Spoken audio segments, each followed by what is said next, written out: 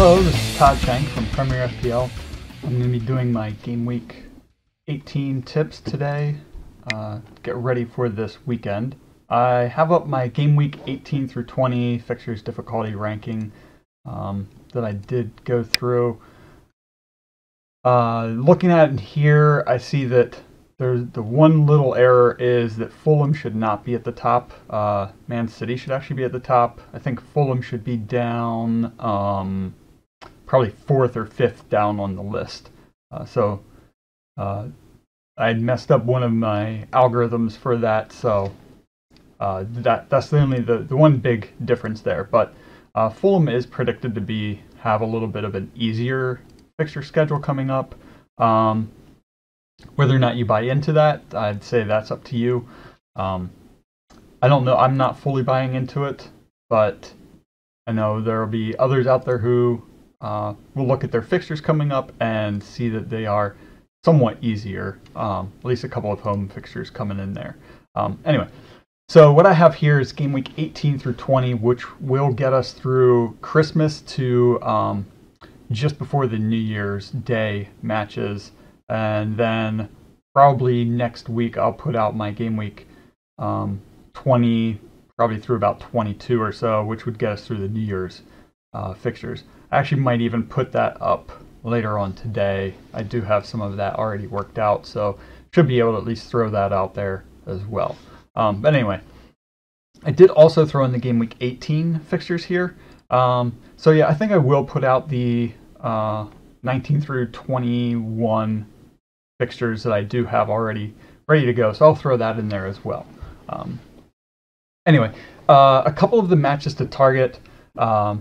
Looking here, the Bournemouth versus Brighton one, I think that would be a good chance for some goals at either end of the pitch. Of course, Man City has a good fixture, several good fixtures coming up. Actually, Manchester United has several decent fixtures, and they might be a team to really look at, especially Rashford, Martial, even Lukaku. You get that new manager bounce. Pogba might be a decent one. Price tag's a little bit on the high end for midfielder. I think there's better value, but could be an interesting pick anyway. Huddersfield and Southampton. Southampton look like they might be returning to some decent form, so somebody to look at, a team that you could look at picking up some players there. And even Huddersfield, you never know which way that match is going to go. But also West Ham and Watford, good chance for some high-scoring game in several of these matches here for Game Week 18. A lot of these teams have had a chance to rest all this week. We'll see just how well they play this weekend, getting ready for the Boxing Day fixture coming up in Game Week 19, and then a fairly quick turnaround for the weekend for Game Week 20, and then we know that Game Week 21 then is going to be the New Year's Day match. So a lot of matches all in a row here. So starting out, I'll go over kind of a brief rundown of what I'm looking for here. Going to go over some picks to look for these set of fixtures coming up here, and then also want to give some tips for how to prepare for this holiday massive matches that are coming up, and then go over captain's picks. I probably won't be able to do a video before Boxing Day. I'll probably be out of town. I'm planning to be out of town, so I don't know if I will be able to get to doing that with Christmas holiday in here. May or may not be able to do tips for the Boxing Day, so we'll probably just throw up my Game Week 19 through 21 difficulty ranking. Okay, so on to Game Week 18 tips. So I decided to take a look at some of the statistics for some of these players that I'm thinking about targeting for this game week. So as you can see here, I did create kind of a spreadsheet, broke down some of the key statistics that, just some of the key statistics to look at in terms of their price. You have price here, goals, assists, clean sheets for some of these midfielders. Now again, this is for midfielders and forwards. I don't have anything out for defenders. Their shots as well as on target, the shot accuracy, and then some of these guys that have more goals, I have their goal success percentage as well. The chances created, through balls, and then crosses is the last one. I wanted to put it here in the spreadsheet just so that I'll be able to. I don't use Google Drive a whole lot, so hopefully you can bear with me here.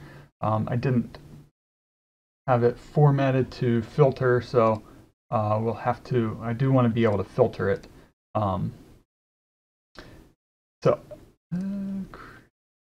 Okay.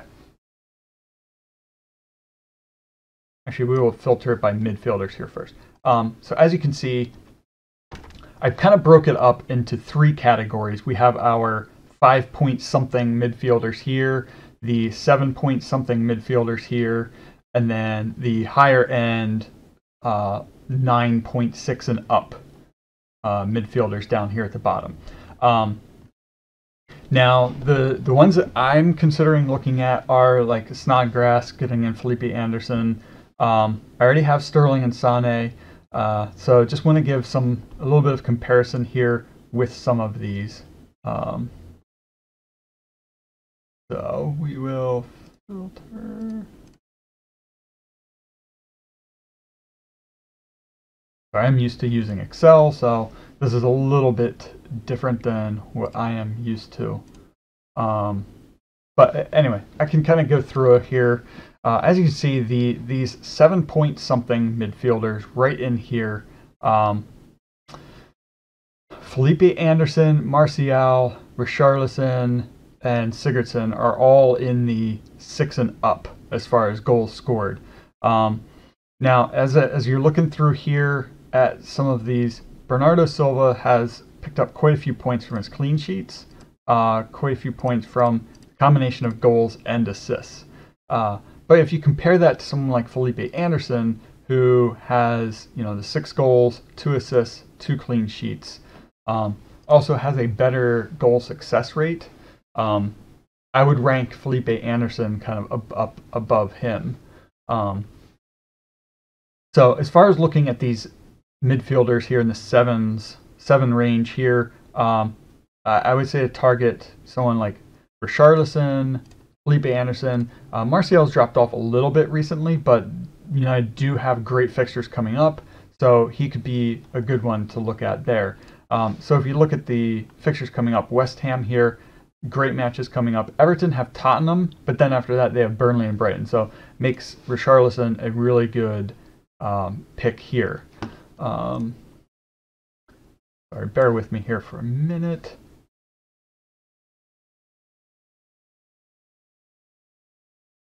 Maybe I want the sort function, actually.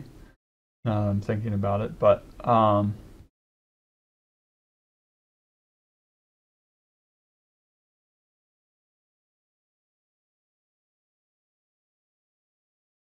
anyway, I don't want to do this too long here, since I don't usually edit my videos. So anyway, kind of look across here. Maybe I'll throw this up on my website, actually, on the blog.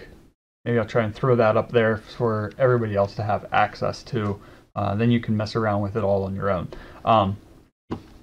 At the high end, the big ones here, I think I'm kind of ruling out Mane. That might be to my own detriment, but I would say looking at a midfield here, I think it is possible to get in Hazard, Sterling, Sané in your team, or even Sterling, Salah, Sané.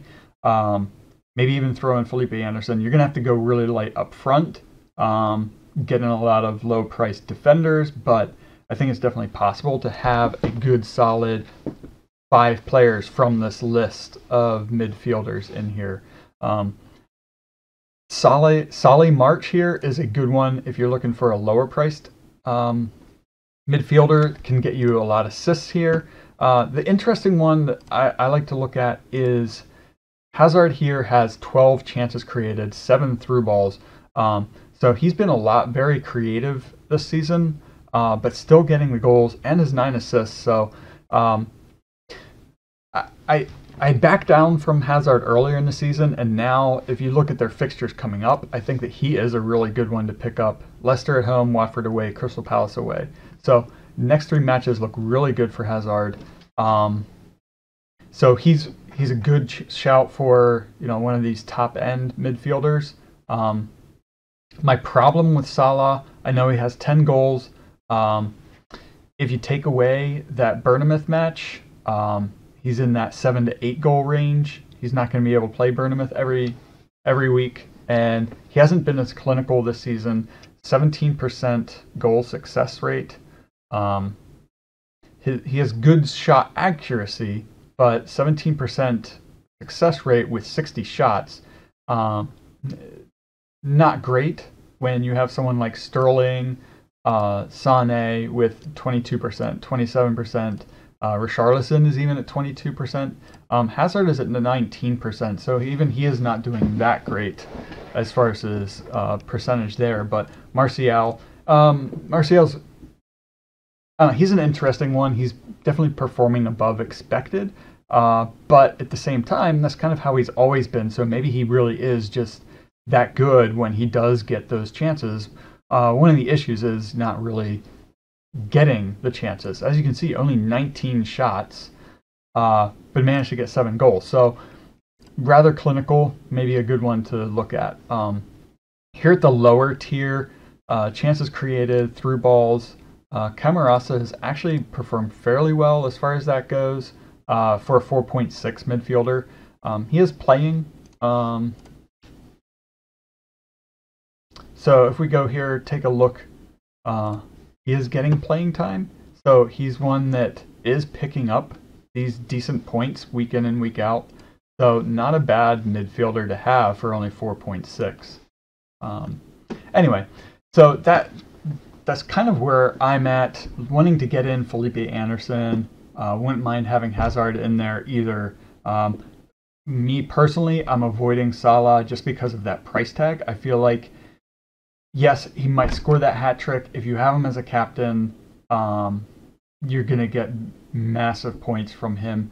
But I think that 13.1 price tag isn't great value when you can find other players to get you that value on a more consistent basis. But also at 13.1, you are basically pegging him as your captain every week. Yeah, I would rather have Sterling, and if you keep him with Sané, then you have a good handcuff there as far as players that start and are going to get you goals. All right, moving forward here to the forwards. Breaking it down, Aubameyang has the most goals here with 10, and has a 25% goal success percentage. So that is, he is actually doing fairly well. I know I've heard some other people saying that he's really underperforming. They don't really like what he's doing out there. But if you look at some of the statistics, he is actually doing very well. 10 goals and 3 assists is pretty good with 25% goal success rate. I would say that actually looks pretty good as far as statistics go. So as far as the upper end forwards, I would rank Aubameyang probably up at the top right now. I'm really worried about Kane. Currently listed, I think he was currently listed as with an orange flag. Give me 1 second to look for that. He was, oh, I guess they took it off. Earlier today, he was listed with an orange flag, 75% chance with illness, but I guess he must be over that. But I know, basically, I picked him based on history of him doing well over the Christmas period. So I'm on the fence with him. I will probably actually keep him for this weekend. Look to move around my midfield here a little bit. Maybe try to get Felipe Anderson in. Maybe move around some of my forwards. But yeah, see how Kane does this weekend, and then make a decision from there for Boxing Day. But yeah, Kane has been disappointing for me. Interestingly, he and Aguero are fairly similar here. 9 goals, 3 assists, 8 goals, 4 assists. Basically right around the same range as far as success rate goes. Kane has been a little bit more creative, but that's also been one of the issues, is he's had to drop back a little bit more, which does help boost some of Son's statistics, or even Lucas Moura. Anyway, so here I also broke it down. I have some of these 6-point-something forwards.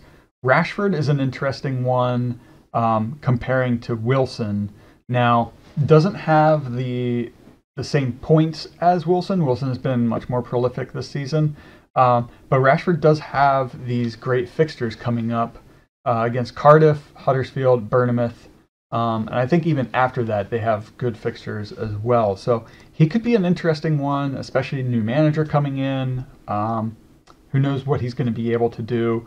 Even if he and Martial, that might be a good handcuff to have. Both of them, their price tag's a little bit on the high end to have both of them there for a team that's not scoring that many goals this season. But if they are really allowed to, if they can really break teams down, I could see both of them getting goals in matches. They're both very quick. Both have the ability to wear down a team, meaning that whoever's coming in next, I see them as basically a like-for-like swap. Whoever's coming in after them is going up against a team that's worn down and could easily get some more goals coming in off of the bench. Chicharito is an interesting one just because of taking over for Arnautovic. He's definitely a goal poacher sort of player. 22% goal success rate is pretty decent for him. 4 goals. I don't have it. I should have added appearances in here, actually. That would have been a good measure to see how well they're doing for their appearances. I threw Isaac's success in here too because of his price tag at 4.6. He is not very good value, in my opinion. Only 1 goal this season, no assists, a 5% goal success rate. I also put Austin in here as a good comparison to Ings. So these 3 here at the bottom, out of these lower tier, I probably should have put in Glenn Murray too because of Brighton's matches coming up. Forgot to put him in, but Ings is a very good one, especially if Southampton is going to turn things around. I would definitely recommend going with someone like Danny Ings. 6 goals already for a team that has struggled all season. And the interesting thing, I looked earlier, Southampton is in the top 10 for shots taken this season. I think they're either 5th or 6th. So they're a team that does like to shoot. And if Ings is up there, good chance for him to get goals, especially if they move to a more attacking lineup going forward.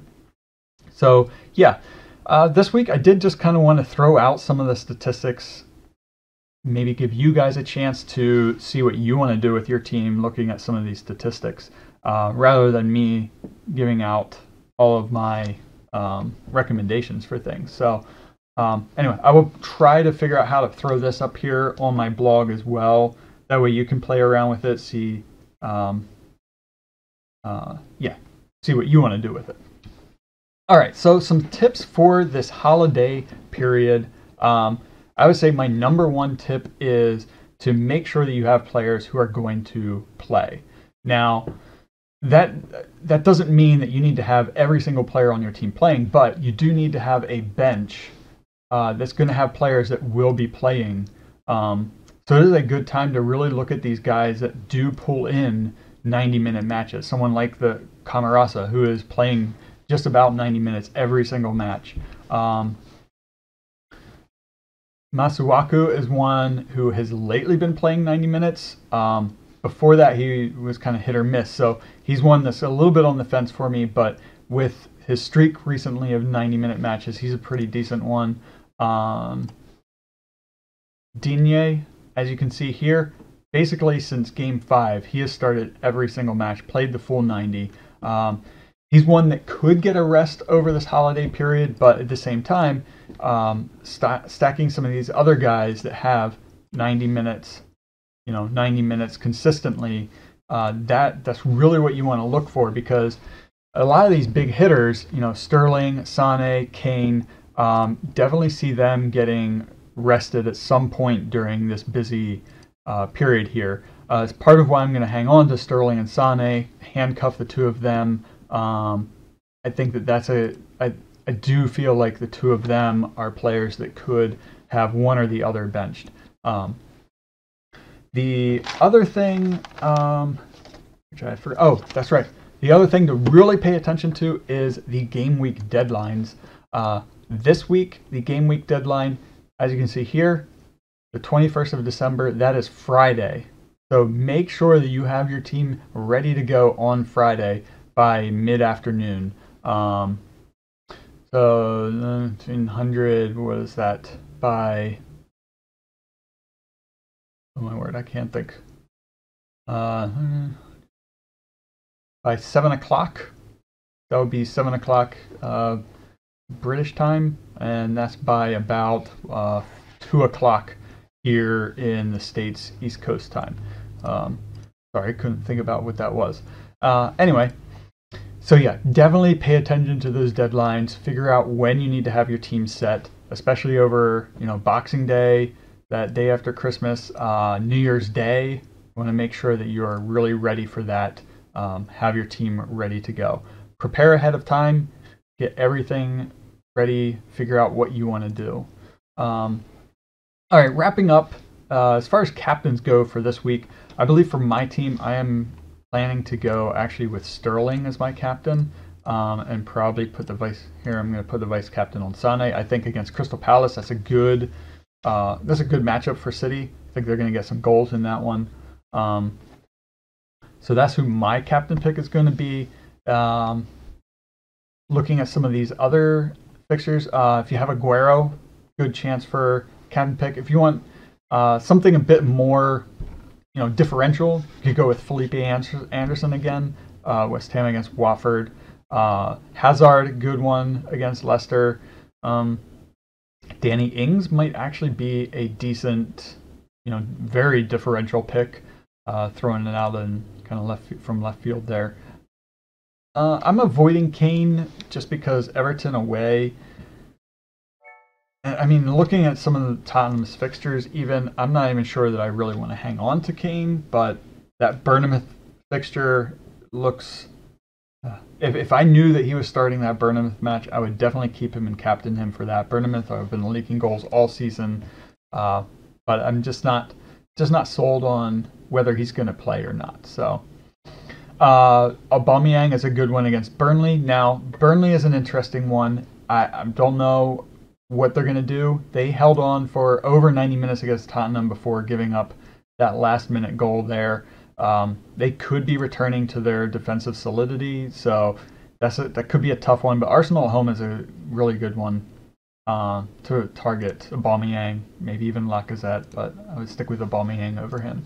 All right, anyway, that should wrap up my Game Week 18 tips here. I'll throw up my my Google Docs sheet here on the blog. Throw up my Game Week 19 through 21 difficulty ranking as well, so you guys can head over there. I'll put the links for that down below.